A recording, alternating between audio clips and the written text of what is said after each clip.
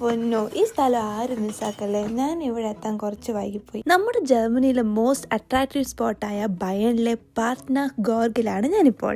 സംഭവം എന്താന്ന് വെച്ചാല് ഇതൊരു കേവ് ആണ്. എല്ലാവരെയും വണ്ടറടിപ്പിച്ച് നിർത്തിപ്പിക്കുന്ന ഒരു കേവ്.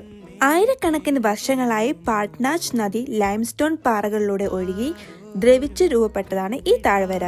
ഏകദേശം 700 മീറ്റർ നീളമുള്ള ഈ ക്ലാമിന്റെ ചില ഭാഗങ്ങളിൽ പാറമതിലുകൾ 80 മീറ്റർ വരെ ഉയരമുണ്ട്. 1912 വിസിറ്റേഴ്സിന് സുരക്ഷിതമായി സന്ദർശിക്കാൻ വഴികളും തുരങ്കങ്ങളും നടപ്പാതകളും എന്നിവയൊക്കെ നിർമ്മിച്ചത്. ഈ വിന്റർ സമയത്ത് വെള്ളത്തിന്റെ തുള്ളികൾ മഞ്ഞായി മാറി മനോഹരമായ ഐസ് രൂപങ്ങൾ സൃഷ്ടിക്കപ്പെടുന്നു.